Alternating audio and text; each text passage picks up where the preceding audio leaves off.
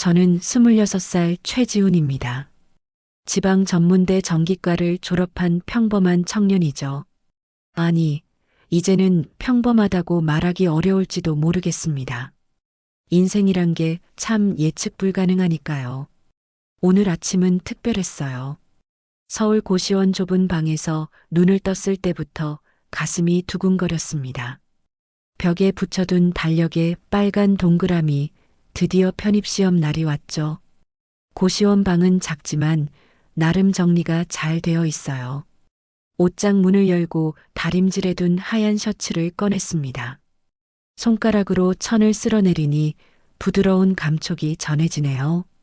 이 셔츠는 3번의 면접에서 함께했던 나의 동반자였어요. 하지만 오늘은 달랐습니다. 오늘은 미래를 바꿀 시험장으로 향하는 날이니까요. 거울 앞에 섰을 때 아버지 생각이 났습니다. 새해 전 아버지의 병세가 악화되던 날 병원 침대 옆에 앉아있던 모습이 떠올랐어요.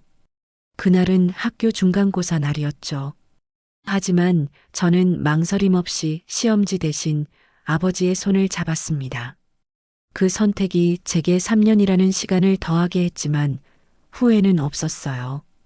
그리고 오늘 드디어 제게도 새로운 기회가 찾아왔습니다. 책상 위에 놓인 수험표를 집어들었어요. 이름과 시험 장소, 시간까지 다시 한번 확인했죠. 오전 10시 정각, 서울대학교 인문관.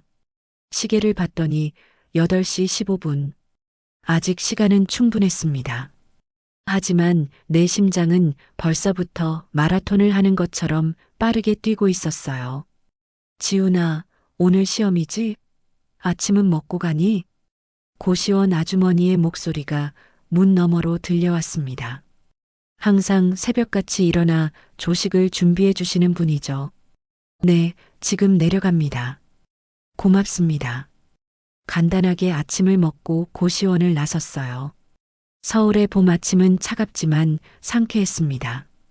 대중교통을 이용하면 약 50분 정도 걸리는 거리였어요. 여유롭게 갈 수 있었죠. 지하철에 몸을 실으니 온갖 생각이 머릿속을 스쳐 지나갔습니다. 학점은행제로 학점을 채우며 밤낮 없이 공부했던 날들, 아르바이트와 공부를 병행하며 지새웠던 수많은 밤들, 그 모든 시간이 오늘로 수렴되는 듯 했어요.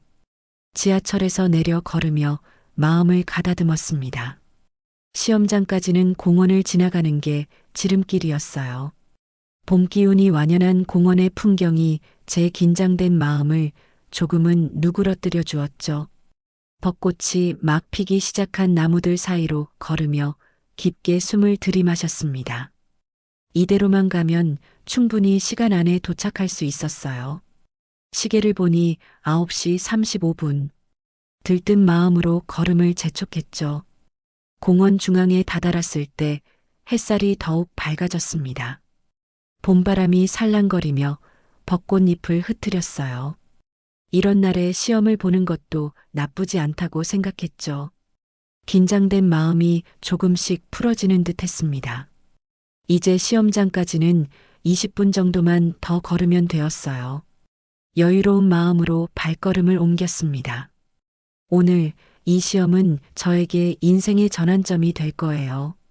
3년이란 시간을 기다렸습니다. 이제 그 기다림이 결실을 맺을 차례였죠.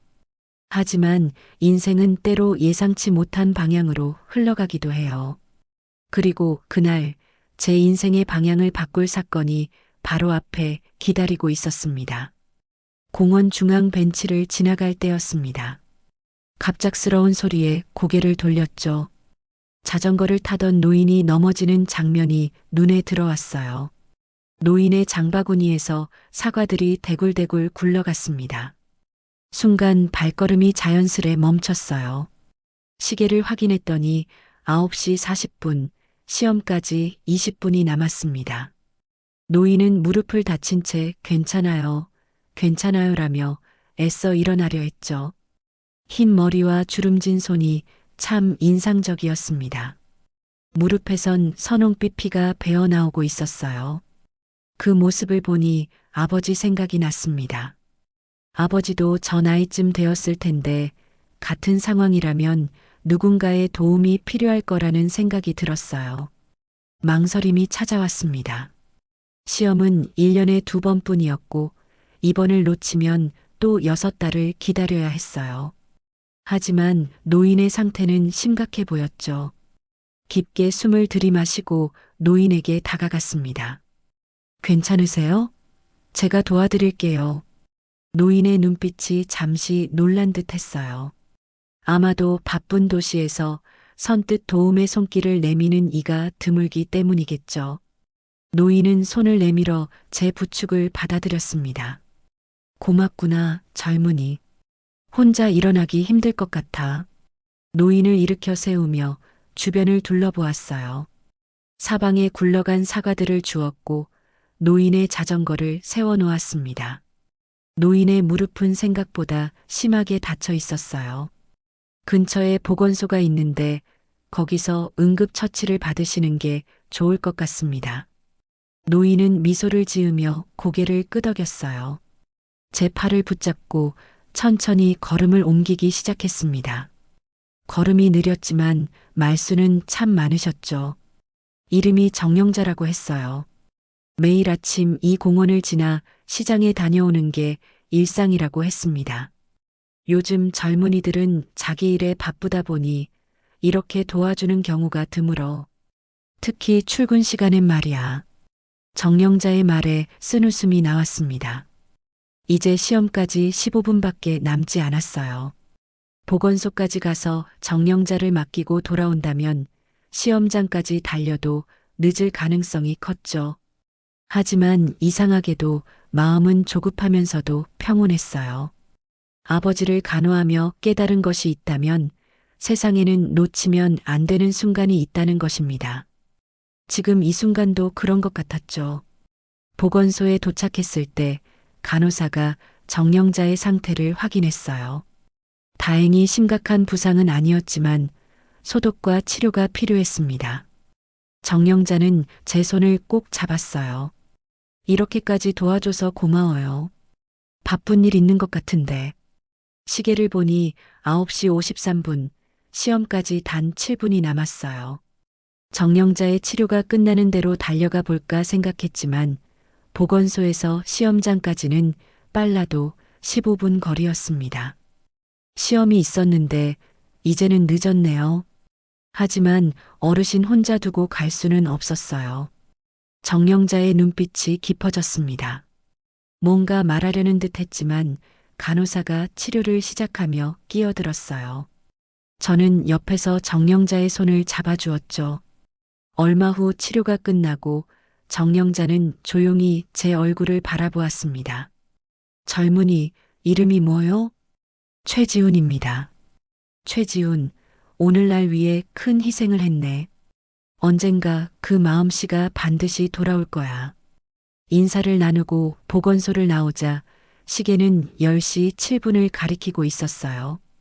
시험장까지 달려갔지만 예상대로 입실 마감은 끝난 후였습니다.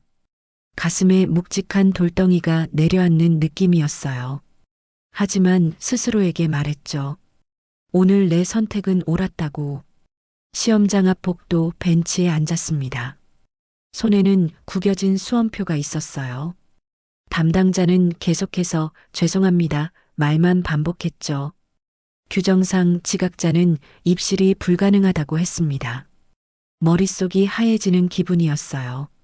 3년을 준비한 시험이 이렇게 끝나다니. 수험표를 바라보며 깊은 한숨을 내쉬었죠. 아침에 거울 앞에서 느꼈던 설렘은 온데간데 없이 사라졌습니다. 고시원으로 돌아가는 길, 발걸음이 무거웠어요. 공원을 다시 지나게 되었을 때 아침에 정영자가 넘어졌던 자리를 지그시 바라보았죠. 후회는 없었지만 마음 한구석이 아팠습니다. 고시원 방문을 열고 들어서자 벽에 붙은 달력이 눈에 들어왔어요. 다음 시험까지 6달. 그 시간을 어떻게 견디며 공부해야 할지 막막했죠. 침대에 몸을 던지며 눈을 감았습니다. 눈물이 차올랐지만 꾹 참았어요. 지금 울 여유도 없었습니다. 내일부터 다시 아르바이트를 찾아야 했고 새로운 공부 계획도 세워야 했죠. 이튿날 구직 정보를 찾으며 하루를 보냈어요. 저녁이 되어서야 잠시 휴식을 취했습니다. 창밖으로 보이는 서울의 야경이 참 아름다웠죠. 작은 고시원 방에서 바라보는 도시의 불빛들이 제 마음을 조금은 위로해주는 듯 했어요. 그렇게 이틀이 지났습니다. 오후 낯선 번호로 전화가 왔어요. 평소 같으면 스팸 전화라 생각하고 무시했을 테지만 구직 중이라 바로 받았죠. 여보세요? 며칠 전 도움 주신 분 맞죠? 저 정영자라고 해요. 한 번만 만나줄 수 있을까요? 순간 놀라 말을 잇지 못했습니다. 정영자가 어떻게 제 번호를 알았는지 의아했지만 보건소에서 제 연락처를 적어둔 것이 생각났어요. 네, 기억합니다. 어디서 만나면 될까요? 정영자는 강남의 한 오피스 건물 주소를 알려주었죠. 시간은 내일 오전 11시. 왜 만나자는 건지 궁금했지만 더 묻지는 않았습니다. 전화를 끊고 창밖을 바라보았어요. 갑작스러운 일이었지만 왠지 마음이 설렜죠.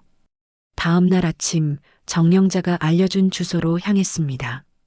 대중교통을 타고 강남으로 가는 동안 정영자가 왜 저를 만나려는 건지 계속 생각했어요. 단순히 고마움을 표현하려는 건지 아니면 다른 이유가 있는 건지 어쩐지 후자일 것 같다는 예감이 들었죠. 약속 장소에 도착해 보니 생각보다 훨씬 고급스러운 오피스 건물이었습니다. 로비에서 방문증을 받고 안내에 따라 12층으로 올라갔어요. 엘리베이터 문이 열리자 눈앞에 펼쳐진 광경에 놀랐죠. 세련된 인테리어의 넓은 사무실 공간이었습니다. 최지훈 님이세요? 정영자 이사장님께서 기다리고 계십니다. 안내 데스크에 있던 여성이 저를 맞이했어요. 이사장님이라는 호칭에 더욱 놀랐습니다. 회의실로 안내받아 들어가자 벽면에 걸린 대형 로고가 눈에 들어왔죠. 영자장학재단. 정영자가 단순한 노인이 아니었단 사실을 그제야 깨달았어요. 회의실 안에는 정영자가 앉아 있었습니다. 지난번 보건소에서 만났을 때와는 달리 정장 차림이었죠. 그래도 그 따뜻한 미소는 변함없었어요. 와줘서 고마워요, 최지훈 씨. 정영자의 말투에는 이전의 서민적인 느낌이 없었습니다. 세련되고 지적인 어투였죠. 당황스러웠지만 정중하게 인사했어요. 제가 왜 여기로 오라고 했는지 궁금하죠? 정영자의 질문에 저는 조용히 고개를 끄덕였습니다. 무슨 일이 벌어지고 있는 건지 전혀 감이 잡히지 않았어요. 정영자는 따뜻한 미소를 지으며 제 이야기를 시작했죠. 그날날 도와주던 모습이 참 인상 깊었어요. 정영자의 말에 어색한 미소를 지었습니다. 무언가 더 있을 것 같아 조용히 기다렸죠. 정영자는 책상 위 서류 한 장을 제 앞으로 밀어주었어요. 단순히 고마워서 연락한 건 아닙니다. 난 당신 같은 청년을 찾고 있었어요. 호기심이 생겨 서류를 살펴봤죠. 놀랍게도 영자장학재단 특별 장학생 및 인턴십 제안서였습니다. 내용을 읽으면서 눈이 점점 커졌어요. 전액 장학금과 더불어 재단 인턴십까지 제안하는 내용이었죠. 순간 목이 메었습니다. 정영자 이사장님, 이게 무슨 의미인지 잘 모르겠네요. 저에게 이런 제안을 하시는 이유가 있으신가요? 정영자는 차분하게 설명을 시작했습니다. 전직 글로벌 유통기업 창립자였던 정영자는 은퇴 후 자신의 재산 대부분을 청년 장학 사업에 투자했다고 했어요. 그 중에서도 특별히 인성을 중요시했다고 했죠. 나는 사람을 많이 봐왔어요. 학벌도 스펙도 중요하지만 진정한 인성은 삶의 순간순간 선택에서 드러납니다. 당신이 시험을 포기하고 나를 도왔던 그 순간 내가 찾던 젊은이를 만난 거예요. 믿기지 않는 이야기였습니다. 그저 어려운 사람을 도왔을 뿐인데 이런 기회가 찾아오다니요. 정영자는 계속해서 설명했어요.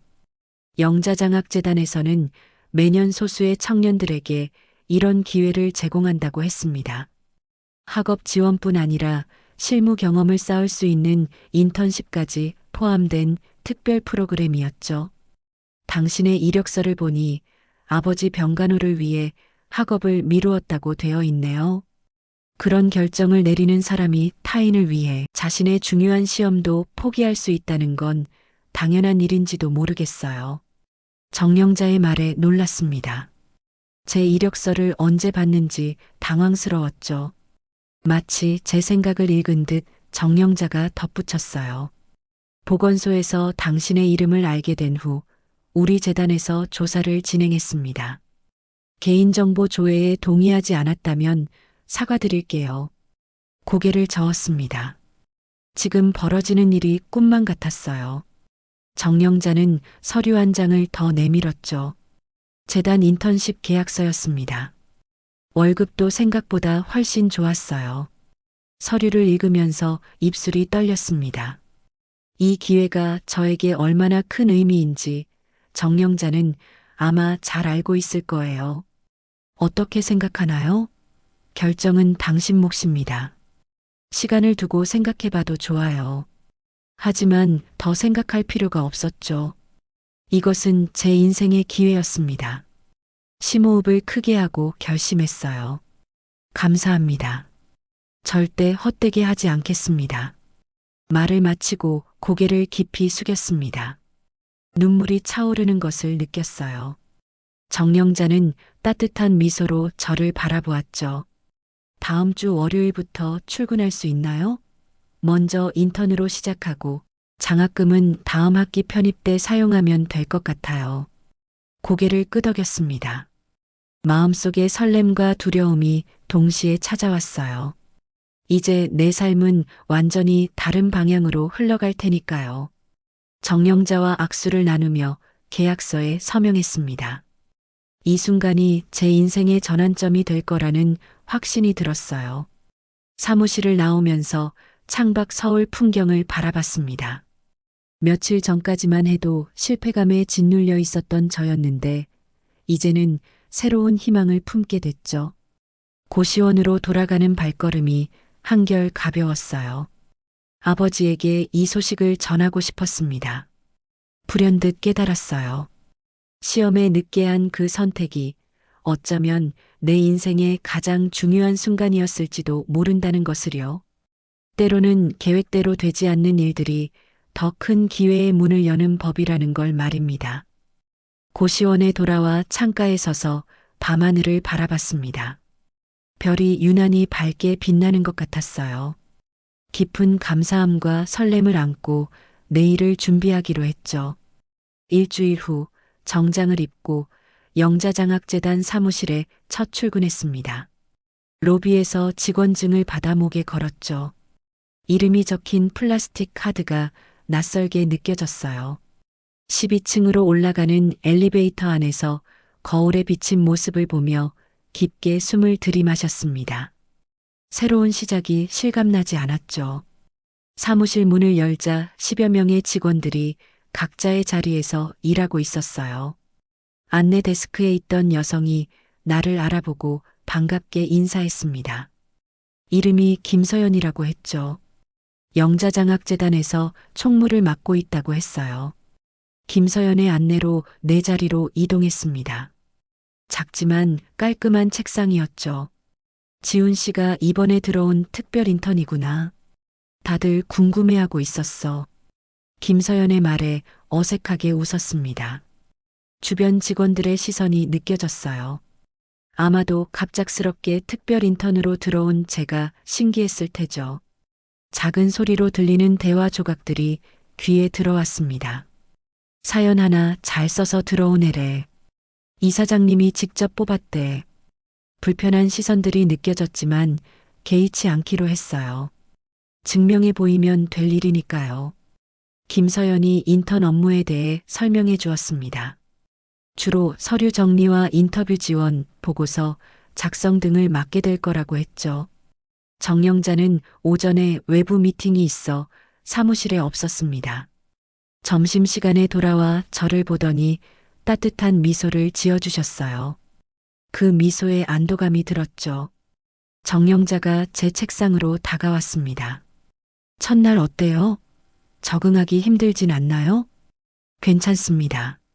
모든 게 새롭지만 빨리 배우려고 노력 중이에요. 정영자는 만족스러운 표정으로 고개를 끄덕였죠.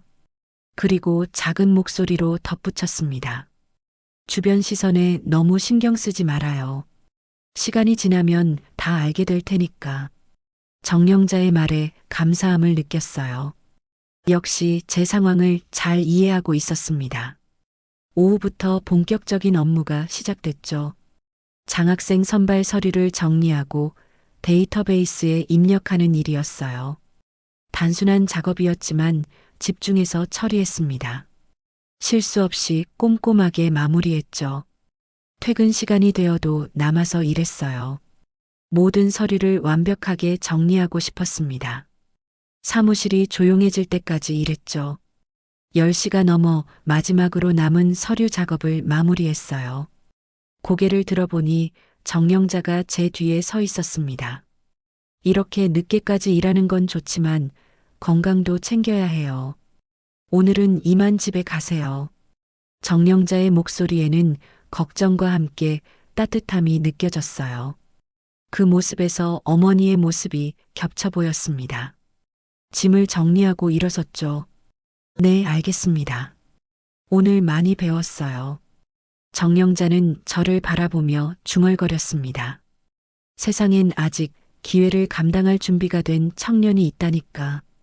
그 말을 듣고 가슴이 뭉클해졌어요. 제가 정영자의 기대에 부응해야 한다는 책임감을 느꼈죠. 그렇게 첫날이 지나고 일주일, 한 달이 흘렀습니다. 점점 업무에 익숙해졌어요. 단순한 서류 정리부터 시작해 이제는 장학생 인터뷰 일정 조율, 보고서 초안 작성까지 맡게 됐죠. 매일 밤늦게까지 남아 일했습니다. 처음에는 수군거림이 있었지만 시간이 지날수록 동료들의 눈빛이 달라졌어요. 지훈 씨, 이 자료 정리 좀 도와줄래? 이번 인터뷰 일정 관리 정말 잘했어. 고마워. 인정받는다는 느낌이 얼마나 소중한지 깨달았습니다. 노력이 헛되지 않다는 확신이 들었어요.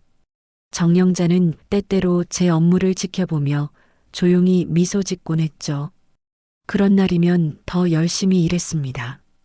어느 날 퇴근길, 고시원 대신 작은 원룸으로 옮긴 제 집으로 향하는 길이었어요.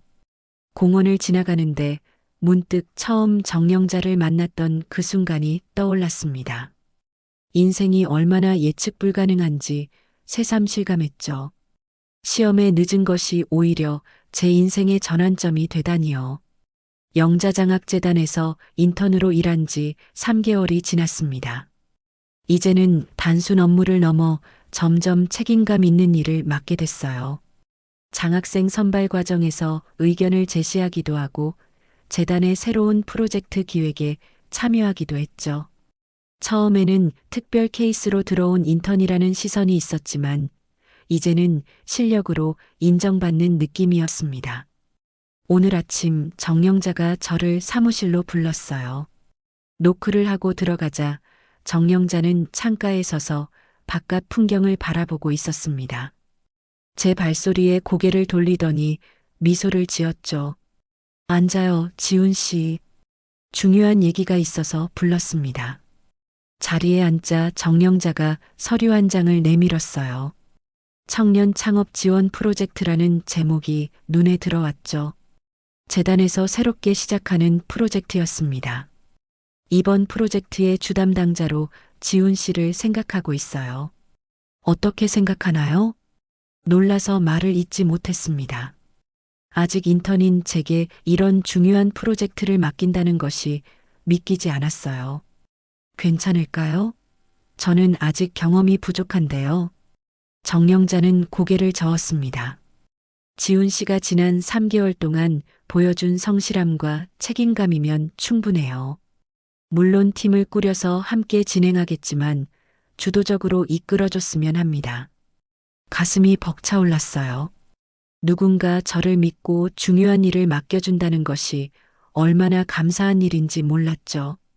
정령자의 제안을 받아들이기로 했습니다. 최선을 다하겠습니다.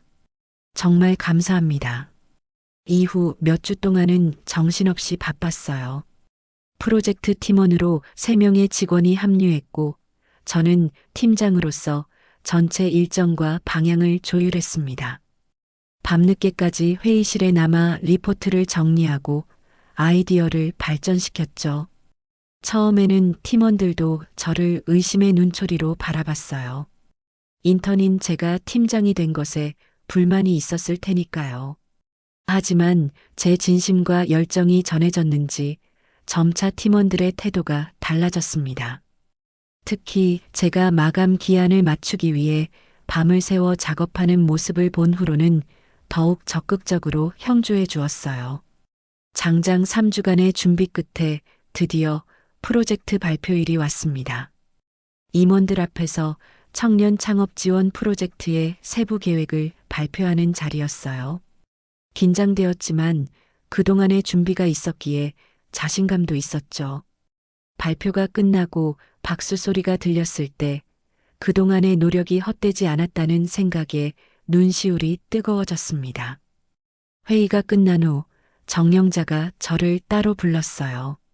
사무실 창가에서 저와 함께 서울 야경을 바라보며 말했습니다. 자랑스럽네요, 지훈 씨. 내 눈이 틀리지 않았어요. 정령자의 눈에는 진심 어린 믿음이 담겨 있었어요. 그 순간 제가 왜 이곳에 있게 되었는지, 그리고 앞으로 어떤 사람이 되어야 할지 더욱 분명해졌습니다. 프로젝트가 승인된 후 사무실 분위기도 달라졌어요. 이제는 동료들이 제 의견을 귀담아 듣고 자문을 구하기도 했죠. 진짜 일 잘해. 말없이 할 거 다 해내. 라는 평가가 들려오기도 했습니다. 그런 말들이 저를 더욱 단단하게 만들었어요. 때로는 새로 들어온 인턴들의 멘토 역할도 맡게 되었습니다. 제가 처음 왔을 때의 어려움을 알기에 그들이 빨리 적응할 수 있도록 도왔어요. 업무 지식을 공유하고 때로는 늦게까지 남아 그들의 질문에 답하기도 했죠. 그런 모습을 지켜보던 정령자가 어느 날 말했습니다. 받은 것을 나누는 모습이 보기 좋네요. 그것이 바로 우리 재단이 추구하는 가치예요. 그 말에 고개를 끄덕였습니다. 저 역시 누군가의 도움으로 여기까지 왔으니 이제는 제가 다른 이들에게 도움이 되어야 한다고 생각했어요.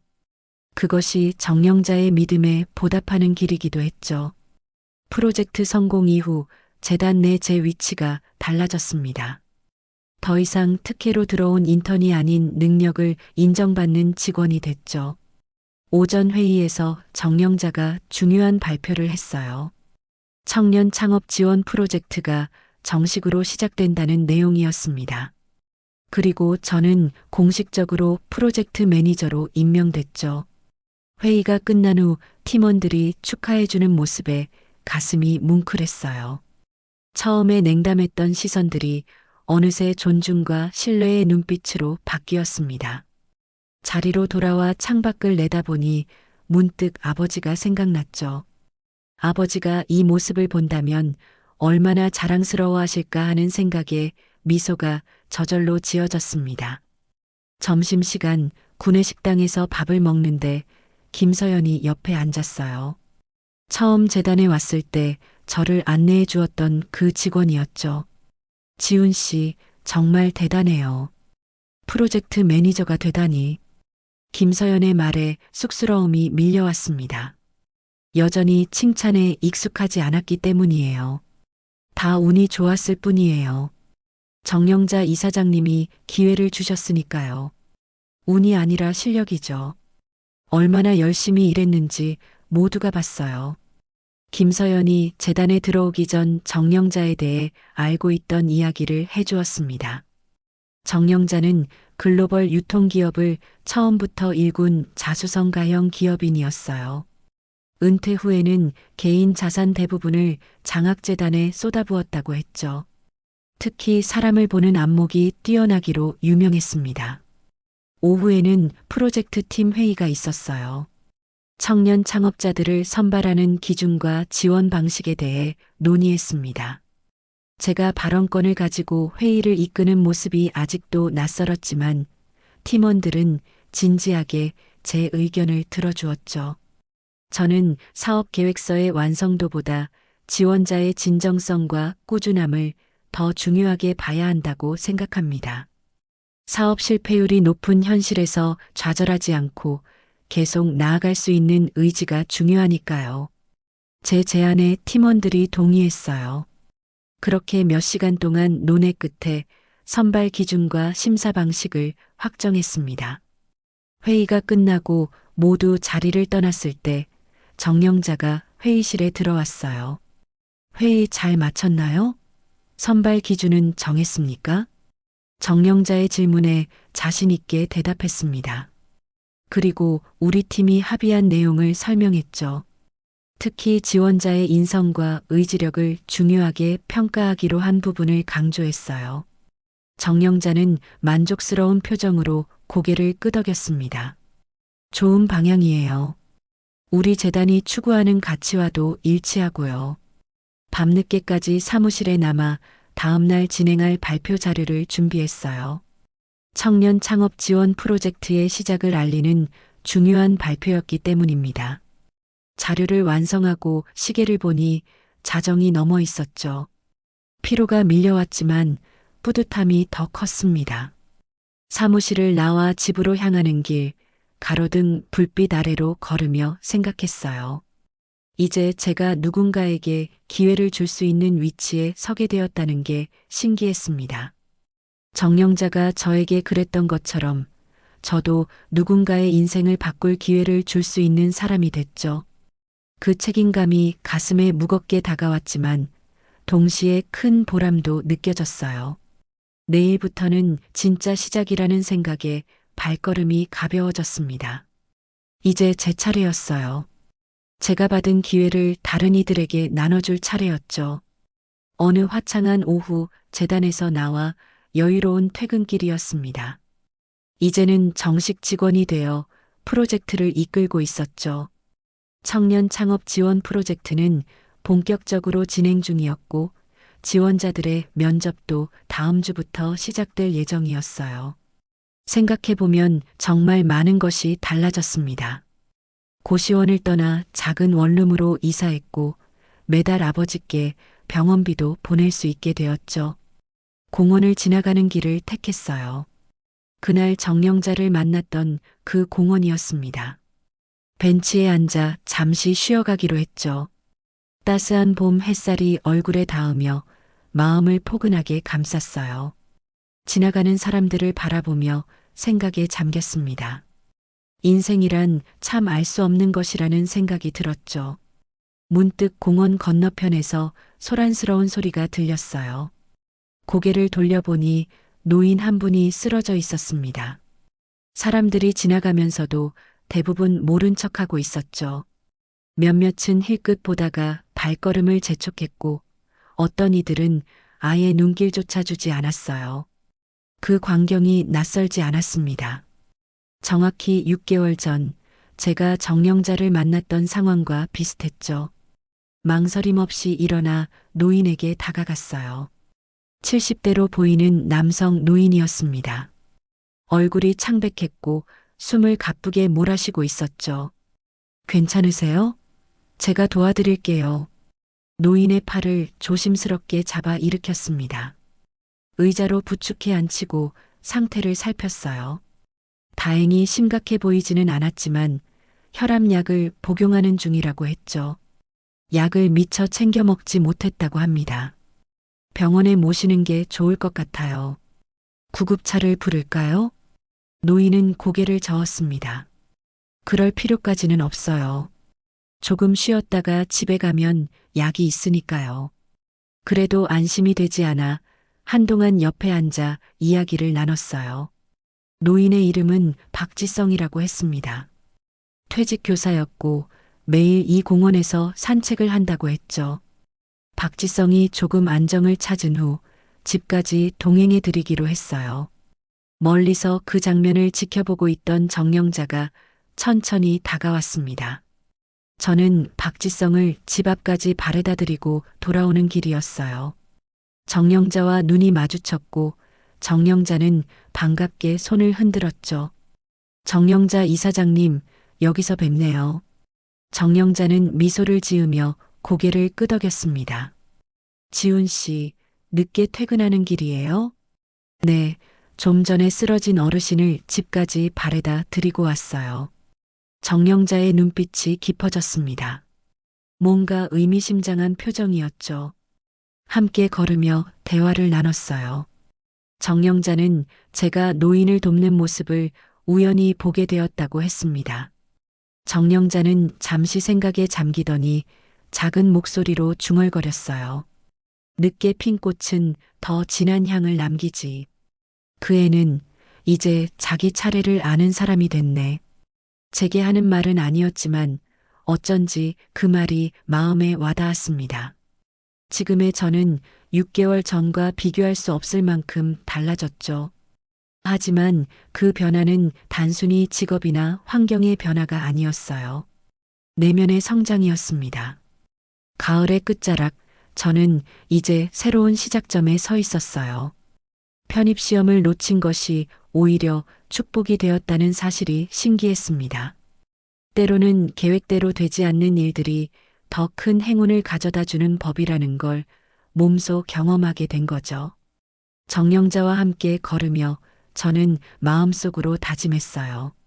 앞으로도 저는 이 순간을 잊지 않을 것이고 제가 받은 기회를 다른 이들에게도 나눠줄 것이라고 말입니다. 그것이 진정한 성장이고 감사를 표현하는 방법이라고 생각했죠. 늦게 핀 꽃처럼 저도 이제야 비로소 제 자리를 찾은 것 같습니다. 다음 이야기에서 또 다른 감동으로 찾아뵙겠습니다. 함께 해주셔서 감사합니다.